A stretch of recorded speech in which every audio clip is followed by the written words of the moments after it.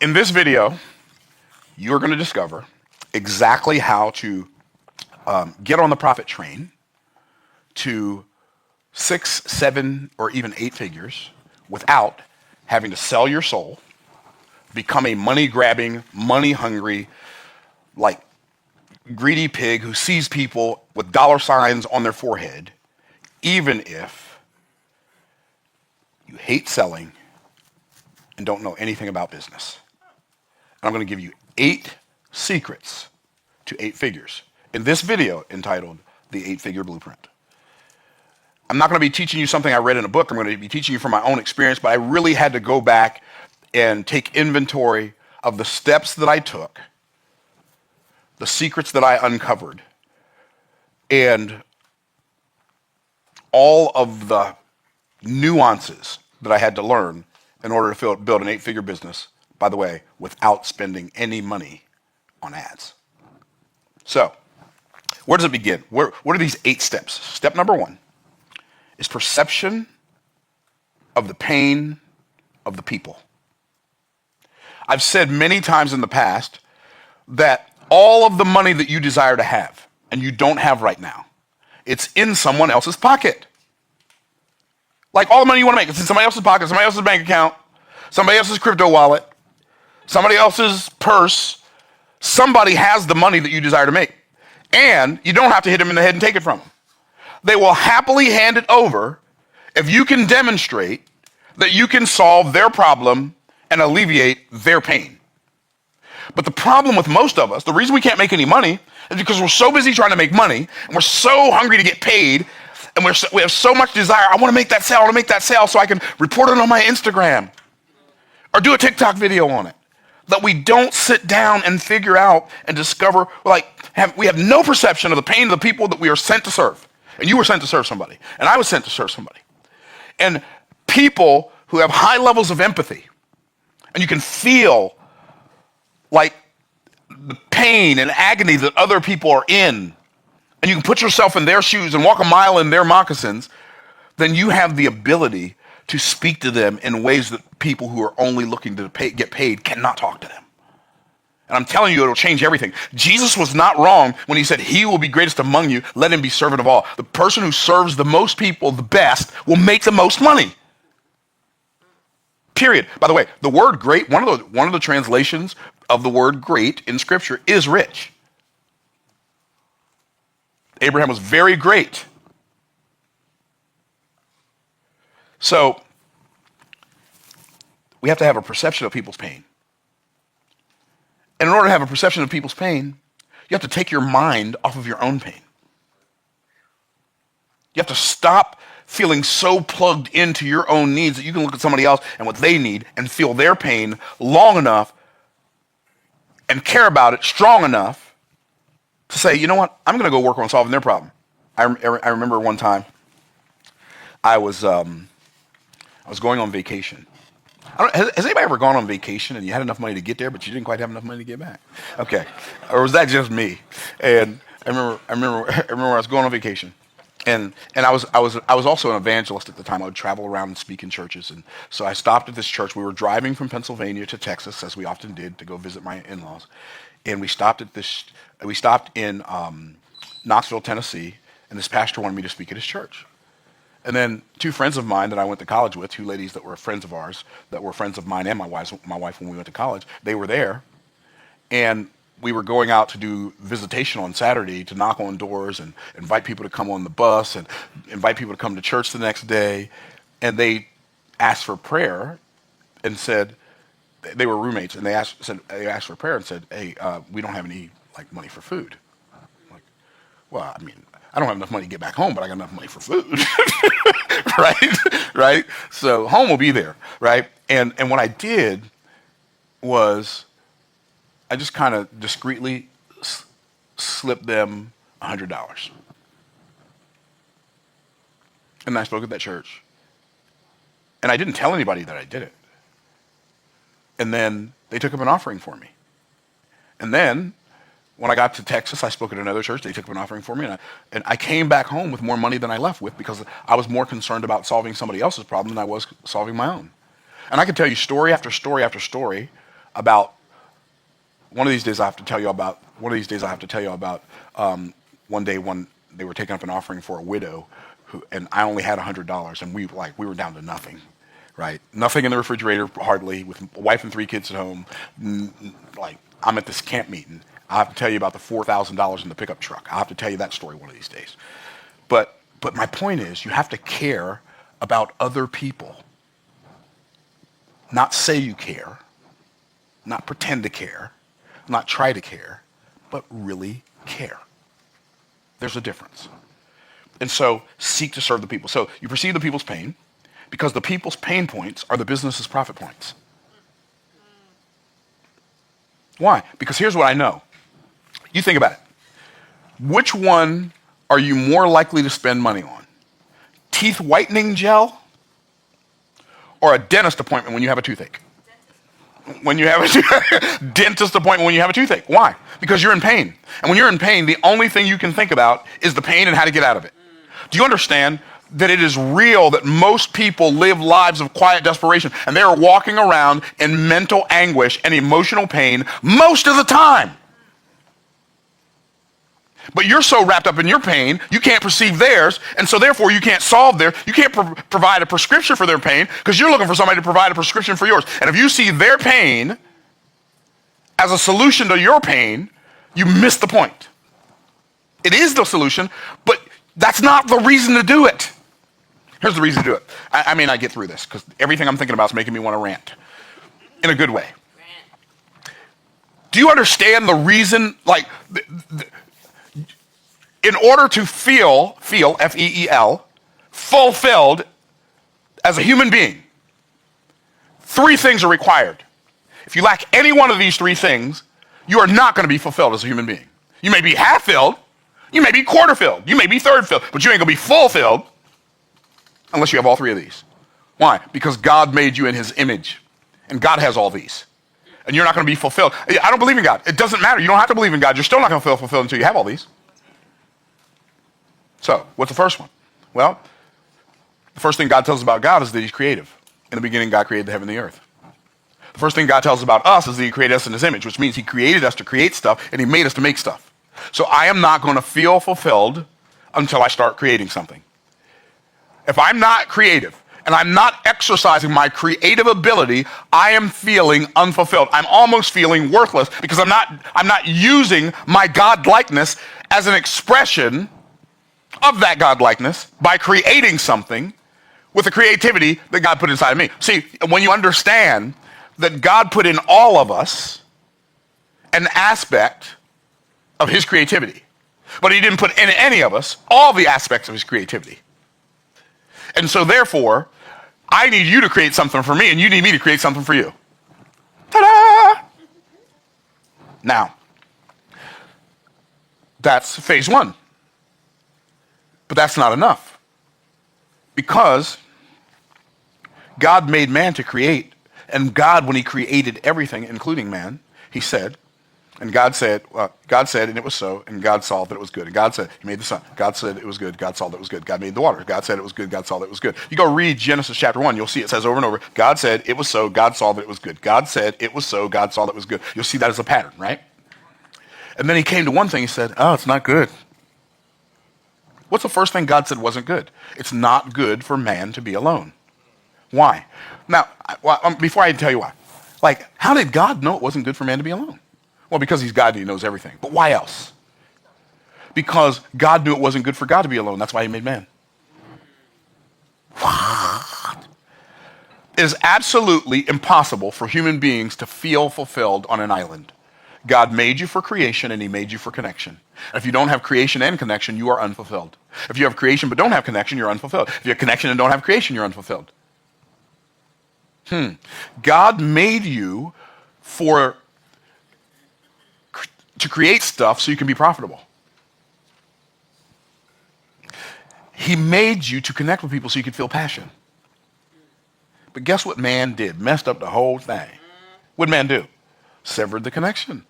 When Adam and Eve sinned in Genesis chapter 3, they severed the connection. And when they severed the connection, they tried to hide. They didn't try to restore it, they tried to hide. And guess what God did? It says that Adam and Eve covered themselves with they attempted to cover themselves with fig leaves. But then it says, but God made them coats of skin. Coats of skin? What does that mean? That means something had to die in order for them to be covered. There had to be a sacrifice. What's a sacrifice? When you let go of something of a lower nature so you can take a hold of something of a higher nature. There had to be a sacrifice. What's a sacrifice a picture of? The sacrifice was a picture, long before it ever happened, of the fact that God himself would come to earth to die on a cross and sacrifice himself for us. It's a foreshadowing. And which tells us what? That God contributed to restore that connection. So, if you don't create and you don't connect, you're unfulfilled. But if you create and connect, but you don't contribute, you're unfulfilled.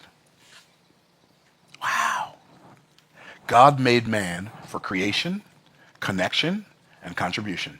If any one of those is lacking in any relationship that you have, that relationship is unfulfilled. Oh, snap. Are y'all tracking? Yes. And so, if you go out into the marketplace and you're creative and you invent something just so you can get paid, like you think about it, what's the solution to a really successful business? You have to create something that a bunch of people want. But that's not enough. There are a whole lot of inventions that die in the go to the invention graveyard. Why? Because the people who invented them were good at creating, but they were not good at connecting. And they couldn't connect with people and let the people know, I've created something that solves your problem. And they couldn't let them know. And because they couldn't let them know, their invention died.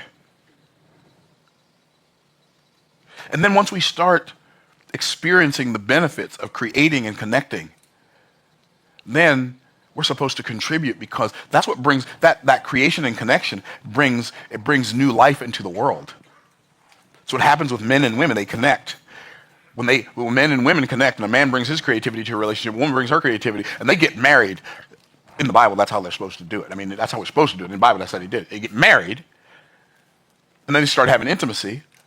That connection of that intimacy is what brings new life into the world. But guess what? When that new life comes into the world, it can't do anything for itself. And so now the parents who created this new life are totally consumed with contributing to this new life until it can become self-sustaining. This is so beautiful. You say, Myron, it sounds like this is everywhere. Now you get it. It's everywhere. It's in families, it's in businesses, in churches, it's everywhere. It's in neighborhoods, it's everywhere. Okay, you are tracking. Yes.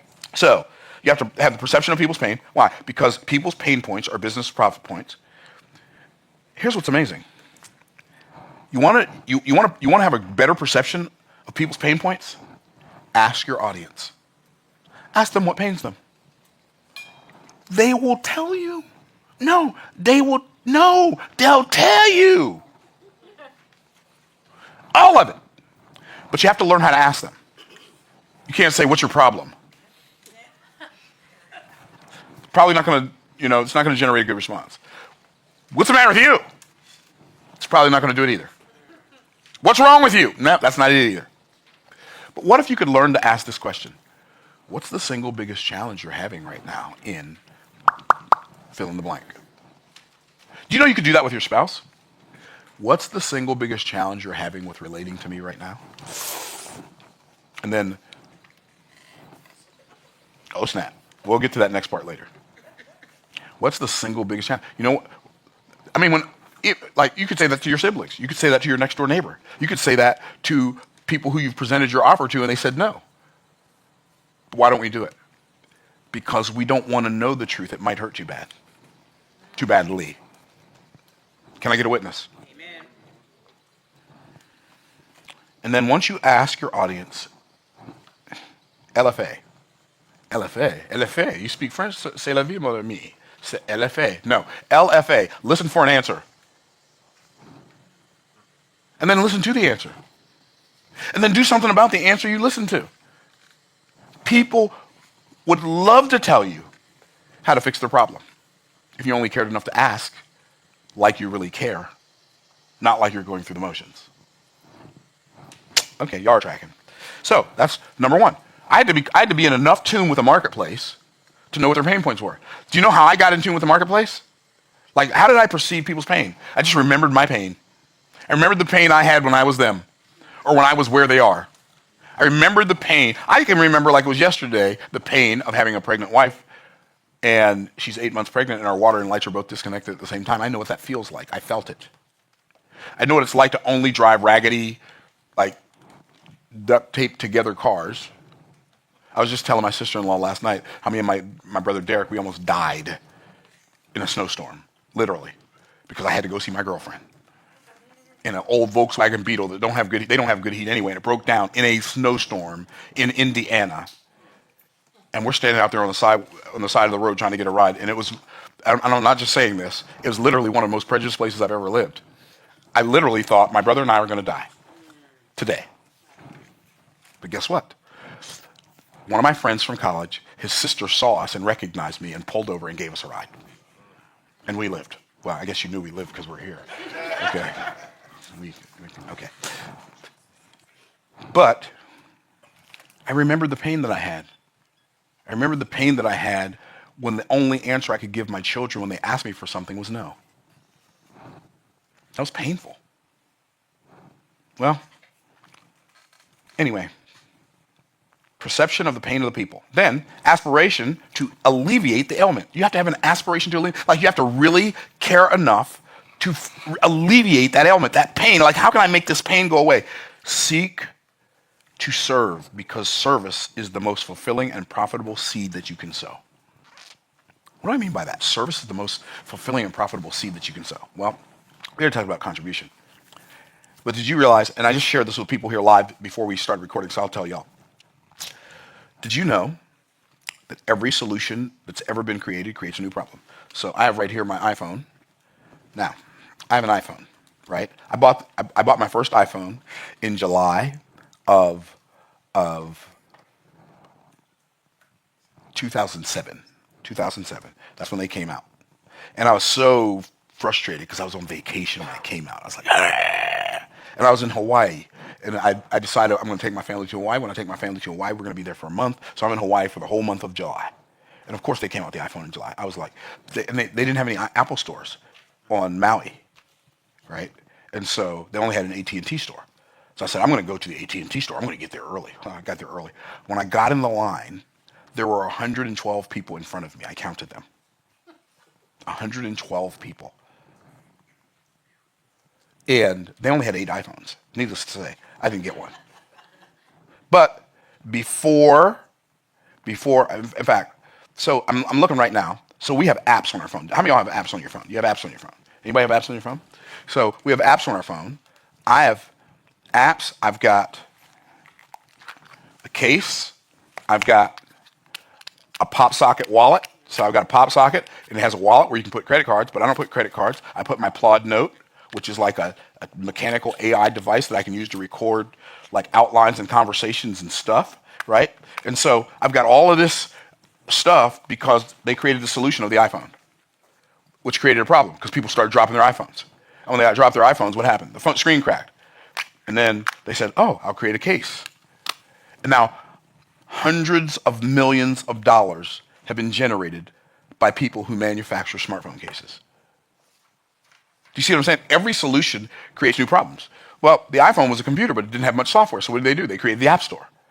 And now billions of dollars, and well, tens of billions of dollars by now, maybe even hundreds of billions, but tens of billions of dollars have been created because they created the App Store. Every solution you create creates new problems.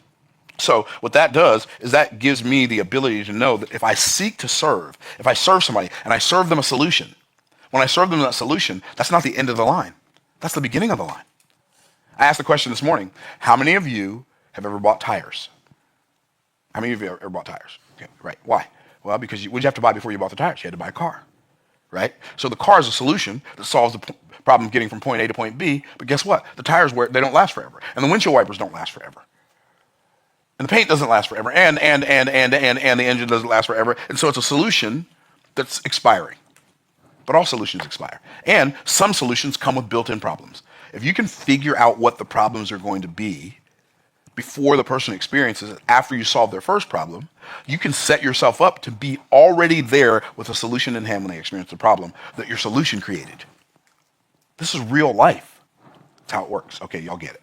Okay, now, so next, Don't use the people and love the money.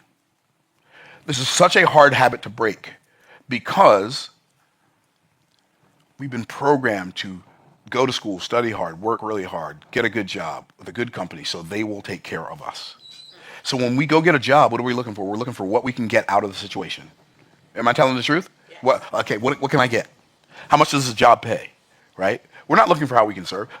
What if when you went to get a job, you asked the question, okay, how can I serve the owner of this business at the highest possible level? So that even if they have to downsize, I'm the last person they want to get rid of. How can I provide so much value to them that I become irreplaceable? That's a really good question. Well, lastly, don't use the people and love the money, but to alleviate their pain, love the people and use the money. And if you want to take it to its ultimate extreme, use the money to love the people. So I'm going to go on to the next one, number 3. So the first one was perception of the pain of the people. The second one was aspiration to alleviate that ailment. And then the third one is strategization, that's a hard word to say, of a solution that you can sell. So sit down and strategize over a solution that's sellable. It's so beautiful. King Solomon said, if I have something good, something what? Good. Talk to me, everybody. Something what? Good. Something good. If I have something good, I have a moral obligation. What kind of obligation? Moral. A moral obligation to do everything in my power to sell it to as many people as possible. Wow. If I have something good, I have a moral obligation. So what I have to do is I have to learn how to strategize over how do I sell this thing to people. Now, when most people think about how to sell something to people, they're thinking, how can I get them to pay me? That's not selling. How can I get them to pay me is not a sales question. That's a commission question. That's a get paid question, but it's not a sales question. Okay? What's a good sales question? Well, how does this benefit them? So, you want to figure out a strategy for selling things? Here's what you do. Discover their payoff. What's the payoff they get? What do they get when they say yes? If what they get when they say yes is not worth more than they paid you when they say yes, then it was not a good deal for them. Are you all tracking? Yes. Like somebody said, okay, what pain? What pain am I eliminating? I'm eliminating the pain of whatever's missing in their life. Right? If like Erica talked about helping women with their relationships, and it could be work relationships, like intimate relationships, whatever, helping women with their relationships, it's the pain of not feeling like they're seen and valued. That's painful. When we feel like something's missing in our life, it's painful, whatever it is. So, discover their payoff. Once you discover their payoff, you backwards extrapolate what is the solution to their problem. How is their life going to be better? And how much better is their life going to be when they say yes to this offer? When I know the answer to that, now that answer, the answer to what is their payoff, what do they get, the answer to that tells me all the things I need to put in the offer. So once I discover their payoff, now I can design the pieces of the offer. So I discover the payoff of the offer, then I design the pieces. I'll give you an example. So I have a VIP Day Plus. So VIP Day. It's $375,000 for the VIP Day. Here's what most people think when you say that. Well, that's dumb. Well, I guess it depends on who you ask, right? Some people say, well, that's too much. Well, too much for what? Right? So if I'm gonna tell somebody they need to pay me $375,000, I better figure out something to put in it. Right? Can I get a witness? Right? Okay. So I said, okay, how can I make this so valuable that it becomes like an easy yes for people? By the way, we just recently raised the price. We haven't sold any at the new price. It used to be $350. We sold a bunch of them at $350,000, maybe 20. And we sold a bunch of them at $200,000. Right? So it's not like I'm just like throwing stuff out there. So I had to figure out, once I figured out what the payoff was for them, what's the payoff for them? Okay, here's what the payoff is going to be for them. Well, I have to help them make 2, 3, 4, 5, 6, 7, 8, 9, better yet, 10 times as much as they paid me. Okay, that's doable. Help them make 10 times as much as they paid me. So if I said, if you give me $10, I'll give you 100, who wants that deal? Say me. Okay, cool. So everybody said me, right? So if I said, well, you give me 100, I give you 1,000. Who wants that deal? Me? Okay. We got a bunch of people who want the deal. Okay. Why? Because it's 10 times. Like if you tell me, if you give me 100, I give you 200. I can't get my $100 out fast enough. Right? I ain't the sharpest knife in the drawer, but I ain't no wooden spoon. I know 200 is better than 100. Right. So how can I help them make more than they paid me? So, okay, how can I help them make more than they paid me? Well, I don't want to sell this to people who don't have an offer. I only want to sell this to people who already have an offer. I want to sell this to people who are already making enough money so that when, like, maybe their offer is only $35,000. Maybe they have a $35,000 offer. In order for them to recoup their investment, they only have to make 10 sales. In order for them to double their investment, they only have to make 20. Okay, well, that's doable. I can help somebody make 20 sales. In order for them to 10x, they only have to make 100 sales of a $35,000 offer. I can help people make 100 sales of a $35,000 offer. Okay, how can I help them make 100 sales? Oh, I know what I can do. One, I can teach them my frameworks that I use to make hundreds and thousands of sales. Because those principles don't just love me, so I'll teach them what I know, right? And I know what I'll do.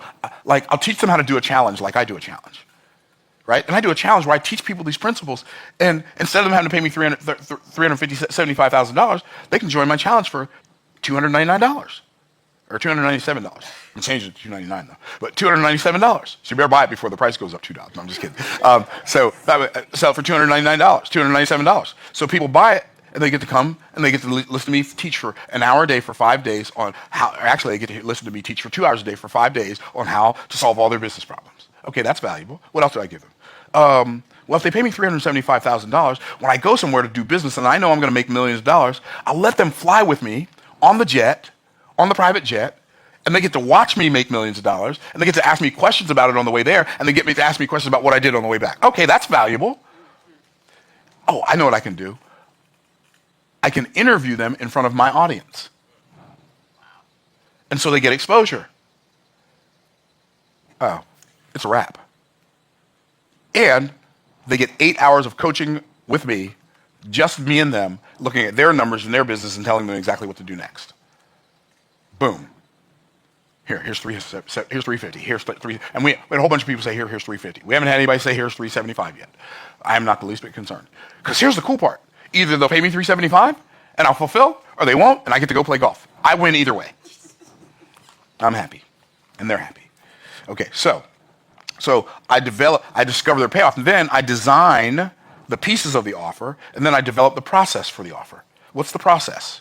Well, they're going to get access to Offer Mastery Bootcamp, which is my $27,000 offer. They're going to get access to King Solomon's Court, which is my $55,000 offer.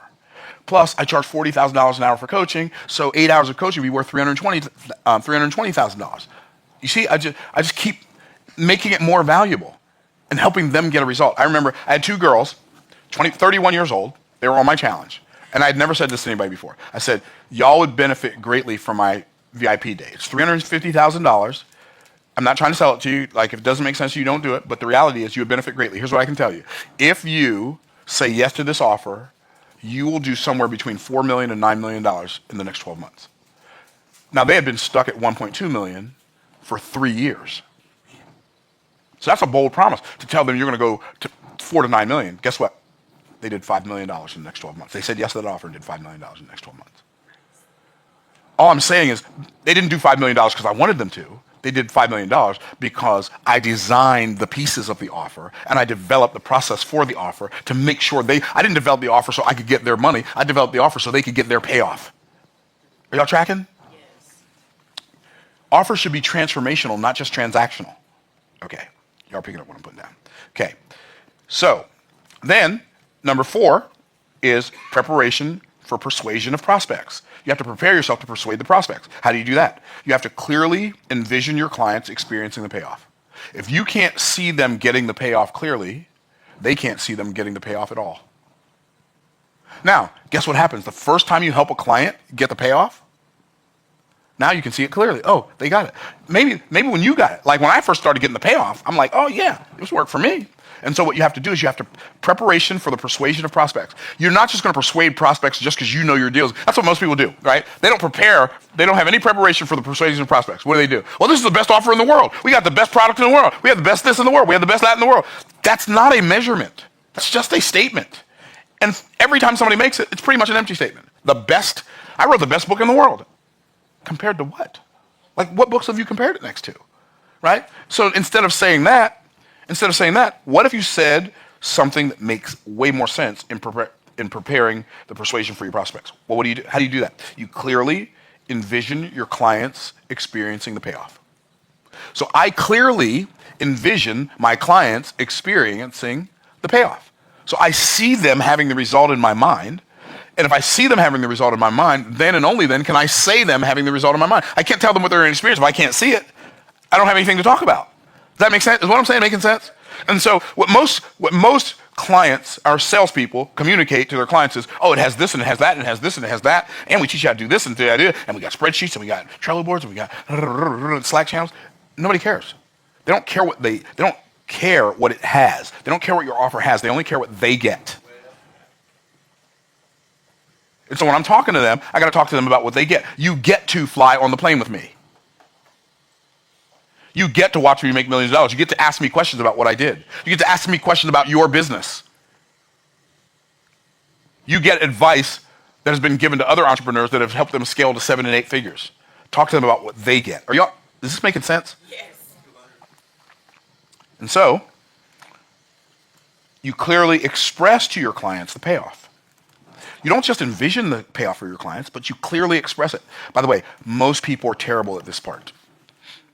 Because you think you're talking about the payoff when you're talking about the pieces. Do you know why? Do you know why most people have a hard time with this? Because we got educated. What does that mean? I want you to think about, and I'm not saying anything's wrong with college. I'm literally looking at an executive program at Harvard Business School and probably going to take it, probably. So I'm not saying there's anything wrong with getting an education. I'm saying when you get an education, just know why you're getting it. Here's what happens when you get an education. The institution that you get the education from tells you that once you get the degree, then that degree is what validates you and makes you viable in the marketplace. So what you do is you talk about your qualifications as opposed to talking about their payoff. And guess what? They don't care about your qualifications. By the way, you don't care about other people's qualifications either. I'll prove it to you. You ready? How many of you have ever been to the doctor? Raise your hand, keep your hands raised. You've ever been to the doctor? Raise your hands. Okay. How many of you, keep your hands raised, keep your hands raised. Keep your hands raised if you've asked the doctor to see their degree.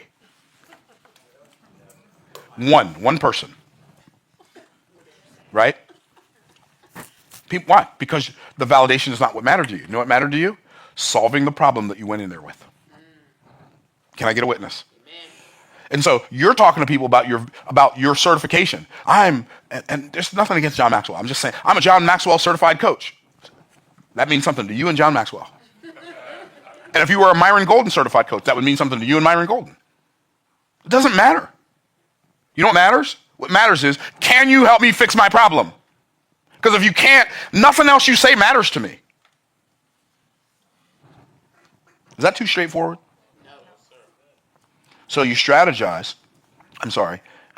Preparation for persuasion of prospects means I clearly envision my clients experience the payoff. I clearly express to my clients the payoff. I make them feel what it's going to feel like when they get the result by doing a thing that's called future pacing. In communication, it's called future pacing. What does future pacing mean? It means you describe what their life is going to look like and feel like, and the emotions they're going to have, and how they're going to be looked at, and how they're going to be admired by their friends and family, and hated by and envied by their competition and enemies. You make them feel what that's going to feel like before they ever get to feel like that. You show them what it's going to feel like. You describe the smells. You describe what they're going to see. You describe when they sit in their car. You don't say, when you're selling a car, you don't say, well, this car has blue paint and it has leather seats. No, you say, this car is the paint job is so magnificent that for the first 3 years when you look at it, you're going to have to look at it with sunglasses on. So beautiful. You can't even take in the beauty. When you sit in the seats, they hug you and say, where do you want to go today, baby? I'm exaggerating. But are y'all tracking? Yes. You make people feel what it's going to feel like. You have to use adjectives and adverbs rather than expletives. People think they're being more descriptive when they start cussing. It's a blank of this and it's a blank of that. I'm a blank of blank. Hey, do you know that's less descriptive? That's not more descriptive. What if you actually learn some words that mean the thing you're endeavoring to say? I got interviewed recently, and some of y'all may have seen the interview. And the kid says to me, he said, that's blank, blank. He said, yeah, he said BS, but he said the words. He said, are you saying that's BS? I'm saying, no, I don't say stuff like that. I don't use profanity. I actually would say what I mean. Why? Because I don't use words like that. And I'm not going to let you use words like that and tell other people that that's what I would say. Because that's not only not what I would say, that's not even what I would think.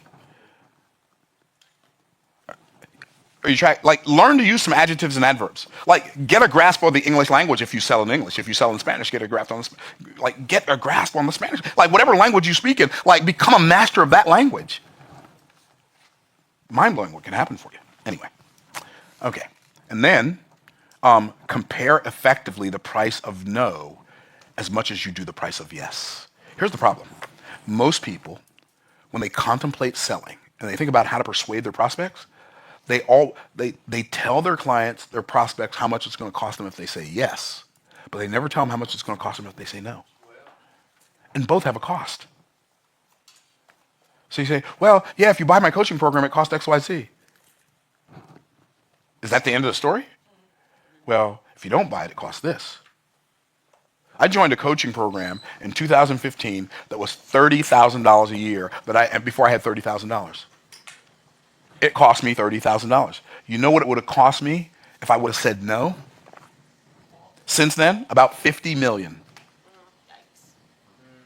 I would have sacrificed $50 million on the altar of I don't want to pay $30,000, or they didn't do a good job explaining to me that it was going to cost me $50 million if I said no. How many of y'all tracking?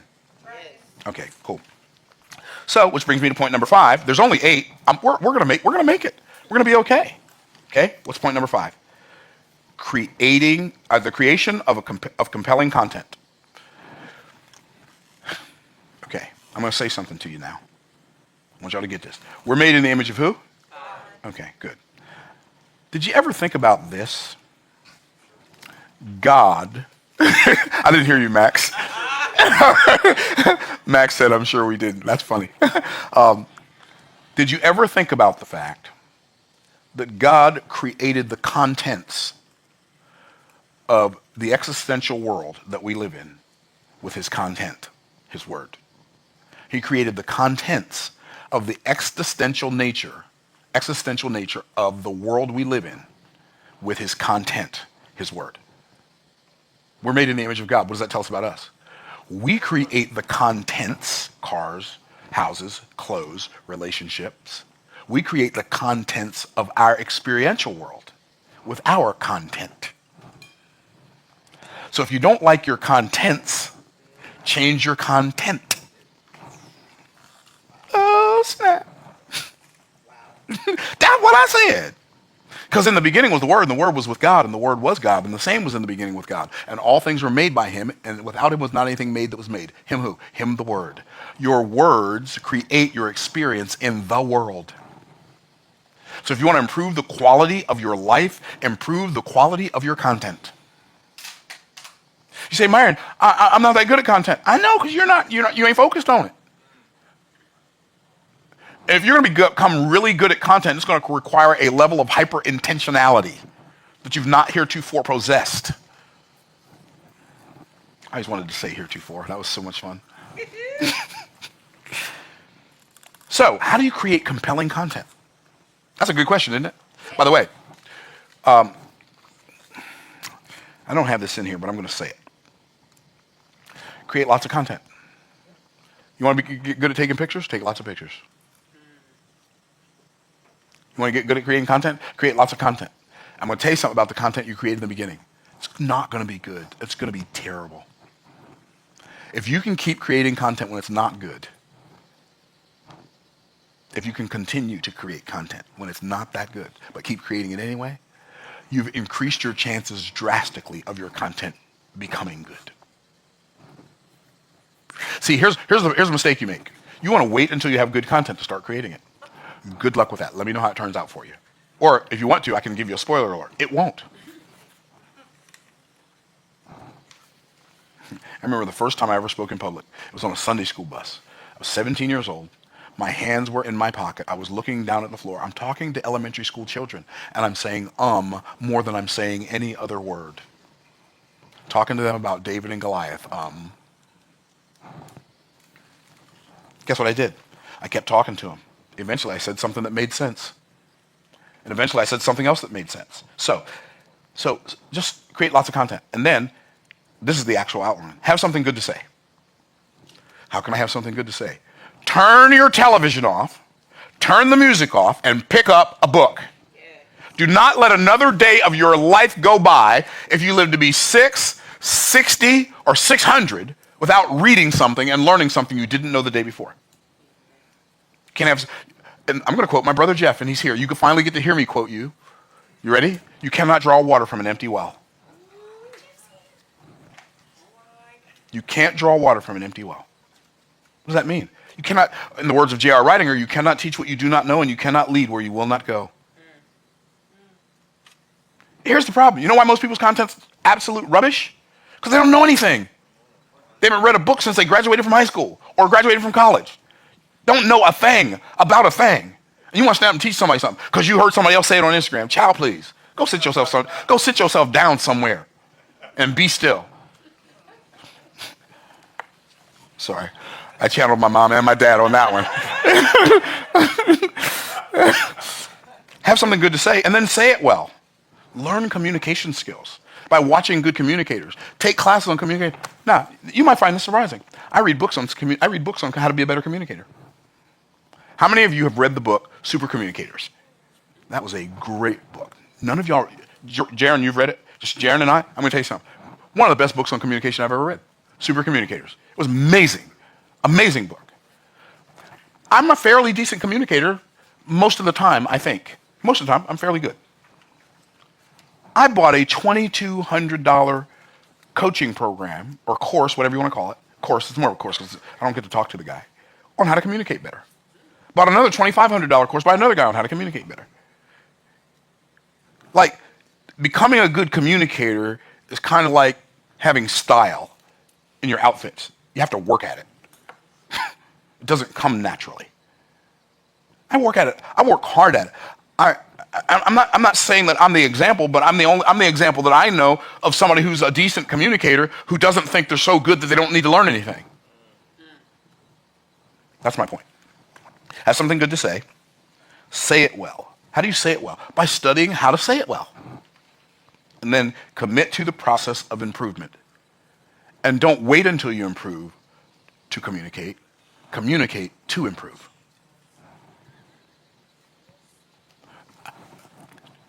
I want y'all to think about something. Think about this. Here we are on a Monday morning. We got people in this room. We got, I don't know, I'm going to call it 30 people in this room, and we have thousands of people watching right now on YouTube. Why? Because I decided I'm going to have something to say that people want to hear. And I'm only going to talk about stuff people want to hear. I'm not going to talk about stuff I want to talk about.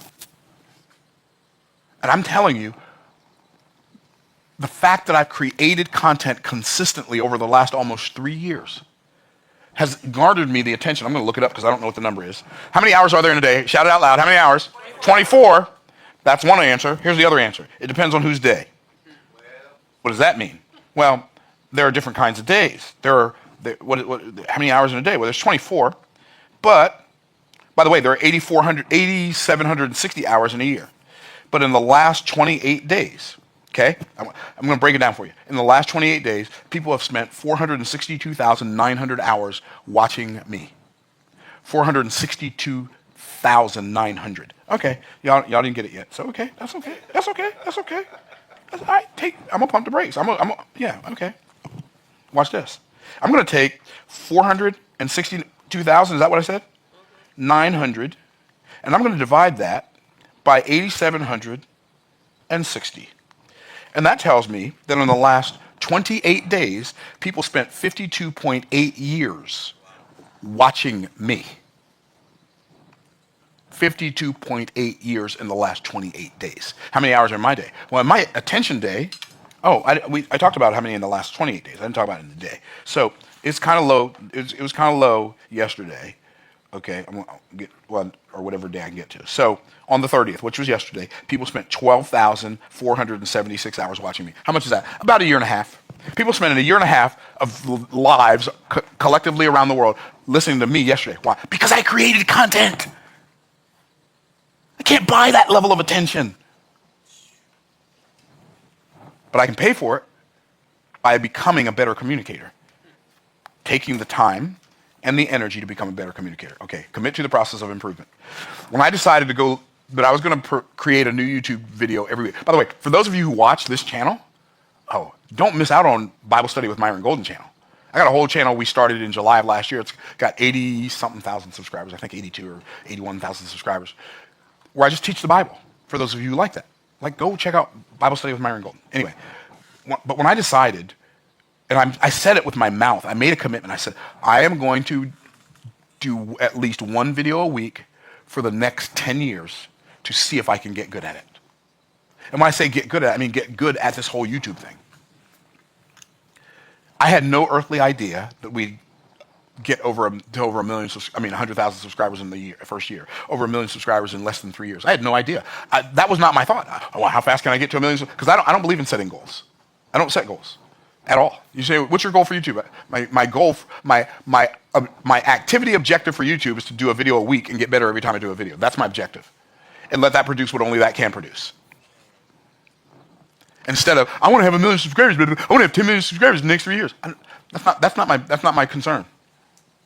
God said, you plant the tree, I'll grow the apples. And as Jim Rohn said, aren't you glad he didn't say it the other way around? You plant the seed, I'll grow the tree. Aren't you glad God didn't say, I'll plant the seed, you grow the tree? Like, how do you grow a tree, right? That's what Jim Rohn said. Okay, so I just committed to the process. And then we're talking about 8-figure blueprint. This is an 8-figure blueprint right here. This is one of the key components of an 8-figure blueprint. You ready? Attract an affluent audience. One of the biggest reasons you're having a hard time in business is because you want to be Jesus of the business world. And you want to save people from themselves. And Jesus is the only savior. Stop trying to save people. See, what you're doing is but they need it. Right. And you're going to be their savior. To your demise and theirs. Is that too tough? Is that too straightforward?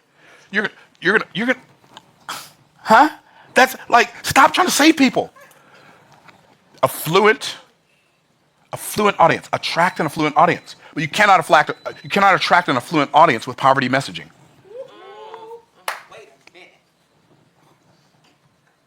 Affluent people don't buy what they need. They buy what they desire. Period. You know what I need?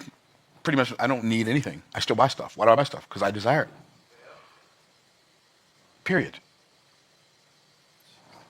It'll change your life. See, you're so in tune with the needs of the common man that you can't help the common man because you won't serve the uncommon man. The uncommon man can pay me enough money so I can go serve the common man for free. One of the reasons I can provide this level of community service content on the internet is because I don't need your money. He's just trying to sell me something. I ain't trying to sell anybody anything. I don't have to try to sell anybody anything. Like, people want to buy stuff from me so bad, I don't have to find them, they find me. And I'm not being pompous when I say that. I just understand there's these laws, just like the law of energy conservation. Everything is energy. Energy is either created or destroyed. It just changes form. The law of entropy. Anything left to itself tends to move more and more towards disorder. The law of inertia. An object at rest will remain at rest until it is acted upon by an outside force. The law of momentum. An object in motion will continue in motion until unless acted. You say, Myron, what are you saying? There's laws. Here's the law. You ready? The law of averages. Out of every so many presentations you do, your average number of people who will buy is a number. The average number of offers you put out there, there's an average number of people who see that offer who are going to say yes. So I don't have to concern myself with getting you to say yes. I'm going to let the yeses say yes. I'm going to let the no's be no's. And I'm not going to spend 1/16th of a second attempting to turn a no into a yes. It's a waste of time and energy. And all you're going to do is frustrate yourself and irritate the no. Okay. So you have to learn the language of affluent people. The language of affluent people is they're not buying what they need, and they're not most interested in saving money. I'm interested in saving money, but it's not my primary objective. When I'm buying something, my primary objective is not to get the least expensive one I can buy. My primary objective is to get the best one I can buy. And it costs what it costs.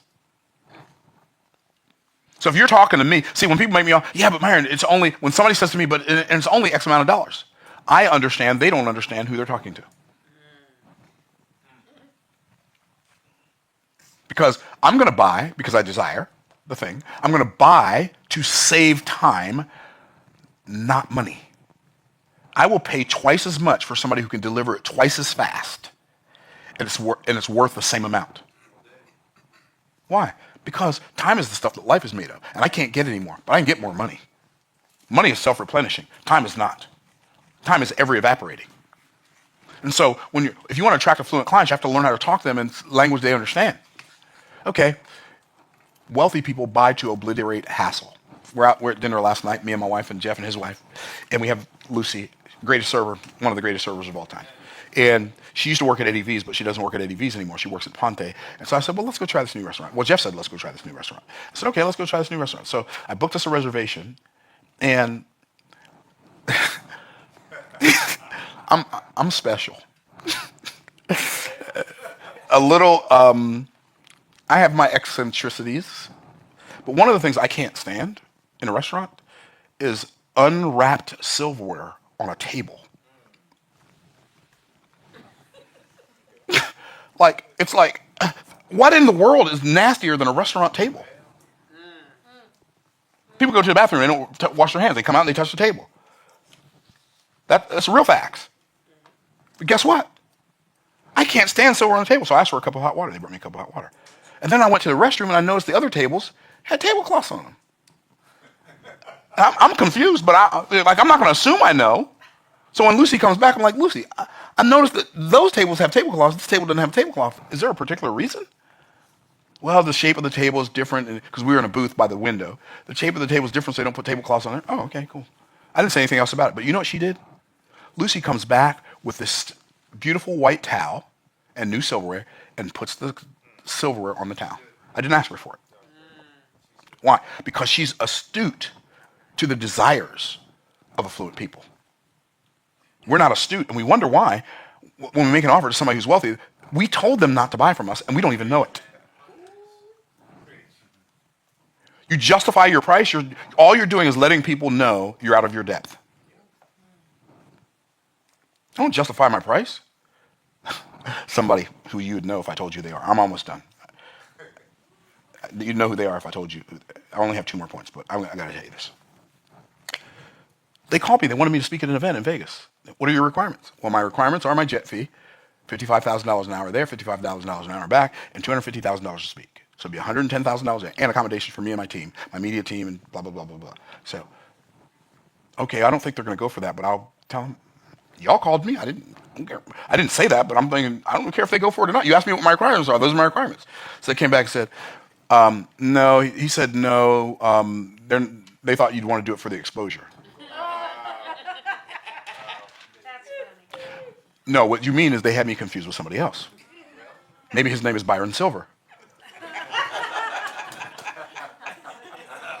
But you asked me to go to Las Vegas. I didn't ask you if I could come to Las Vegas. Okay, we understand each other now. So, attract the affluent audience. How? Learn the motivations of affluent audiences. Learn the motivations. They're not the same as yours. If you're not affluent, their motivations are not the same. Learn the motivations of affluent audiences. Leverage the money mentality of affluent audiences. How do you leverage the money mentality of affluent audiences?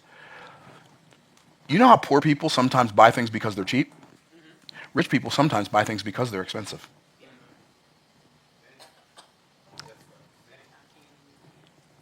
What?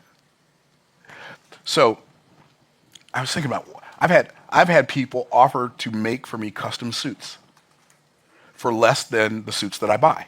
Because the suits that I buy suits from the most premium priced custom clothier probably in the world. That's where I learned that's where I learned about custom clothing. They came and I like the way they feel. Like this is my first really, I bought 3 custom suits. They have like totally hand sewn. And then they have half hand sewn, half machine sewn, then all machine sewn. And they range from $4,000 to upwards of $15,000 for the suits. This is somewhere in the middle. This is the hand sewn though, but it's somewhere in the middle. Like it's at the base of the hand sewn. And so when I bought them and I put this suit on, it felt different. I was like, this suit feels like pajamas. Like, I'm serious, it feels like pajamas. And when I got ready to put it on this morning, I said, I'm going to wear my pajama suit today. That's what I thought. I'm going to wear my pajama suit, right? And I've had other people offer to make me suits, other custom clothiers offer to make me suits that are, oh, our suits are way less than theirs. That's nice, but it's not a motivating factor for me. Now, if a custom clothier said to me, you know what, I want to be a custom clothier, this is what would get me to change from Tom James. Are you ready? If they came to me and said, I am a tailor. I make custom suits, but we don't sell enough suits. But if we can brand them with your name and I can share the profits with you, will you let me become your custom clothier? My answer would be absolutely. Because then they'd be Myron Golden suits. And I'd show them how to compete with Tom James. You see what I'm saying? It's a totally different way of looking at life. Okay. So leverage the money mentality. So Phyllis, I think you and Cease would agree.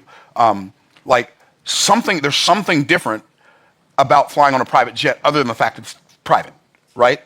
It's a level of service and concierge service that makes you feel a way that first class doesn't make you feel. Would y'all agree with that? And so tap into that money mentality.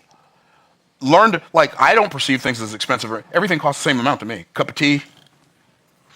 A trip to Boise, Idaho on a private jet. It's all the same thing. Because I paid for it with offers that I created according to my creativity. It's all the same thing. Okay. Tap into that mentality. And then launch into the audience of launch into affluent audiences with your offers. Most of you watching on YouTube and most of you in this room, the biggest challenge you have in building a business, you feel like you have a perception of what it means to be affluent or wealthy. And that perception that you have in your mind of wealthy people rejects you. It's not the wealthy people that reject you. It's your perception, or I should call it your misperception of wealthy people that rejects you. And so therefore you don't make the offers to the affluent people because you've already decided for them that they're going to say no. Am I telling the truth? A little bit too much truth, huh? I wish that. Okay. So then number 7 is this. Building of a Baroque brand. What's Baroque? It's like luxury, Baroque. It's just luxurious plushness. How do you build a Baroque brand? Well, you have to know what a brand is. A brand is a name that reminds you of a story.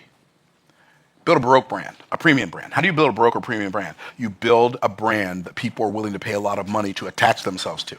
Why do people carry Coach purses and wear David Yurman jewelry and Louis Vuitton and all these other brands, drive Mercedes and Bentley and Rolls Royce? Why do people do that? They do it to attach that brand equity to their brand equity, to elevate their brand equity. So the question that, maybe you never thought to ask this, but the question I would ask is this, how can I make my name so valuable that people want to attach their name to my name to make their name more valuable? Because a brand, in my opinion, this is Myron Golden definition of a brand. If you go look up brand in the dictionary, you're not going to find this, unless it's the Myron Golden dictionary, which has not been written, so you're not going to find it. A brand is a name that reminds you of a story. By the way, you already have a brand. Your name already reminds people of a story. Now, if you didn't design the story that your name reminds people of, then your brand is not a brand by design. Your brand is a brand by default. You have a default brand, not a designer brand. Are y'all with me? Yes. I'm not going to, I have so many stories I want to tell y'all that'll help you understand this, but I think you get it already. And some of the stories I've already told, so I'm not going to tell them again. I'm not going to belabor the fact. So determine your brand story. What's the story you want people to be reminded of when they hear your name? Figure that out. And then make everything you do support that story. You know what they said about Jesus? You know what it says about Jesus in John 1? It says, and the Word became flesh and dwelt among us, and we beheld his glory as the glory of the only begotten of the Father. What that means is Jesus, who is the living word, the word of God, became flesh. He became the word of God actually became flesh and dwelt among human beings. That's the interpretation. But here's an application. The word became flesh and dwelt among us. When your word, whose word? Everybody type yourself on the chest, say my word. When your word becomes your flesh, in other words, you do the thing you said you were going to do. When your word becomes your flesh, then you can dwell among the people you gave your word to. If your word doesn't become your flesh, you have to hide from those same people. Oh, they didn't see me. But guess what? When your word becomes your flesh, you can dwell among the people. Then they can behold your glory. Because the word became flesh and dwelt among us, and we beheld his glory as the glory of the only begotten of the Father. When your word becomes your flesh, you can dwell among the people, and then they can behold your glory. Then and only then can they believe your story. So good. Build a Baroque brand. Determine your brand story, then develop your brand story. Like, figure out what that's going to be and develop it, and then practice it, and then demonstrate your brand story. Because a brand is not the story you tell yourself about your name. The brand is the story other people tell other people about your name. What? I have to design what other people are going to say about me? Yes, you're already designing it by the words that you speak and the actions that you take. And then lastly, if you want to build an 8-figure business, you must meticulously manage and multiply your money. Meticulously. Guess what's harder than making 8 figures or $10 million? Guess what's harder than making $10 million? Accounting for $10 million. Keeping $10 million. Growing $10 million. All of that's harder than making it. So here's what you do. You know where all of your money comes from. Why? Because it tells you what levers to push. How many leads am I generating? How much money is this book making? How much money is this book making? How much money is this offer making? How much money is that offer making? Know where it all comes from. Know where it all goes.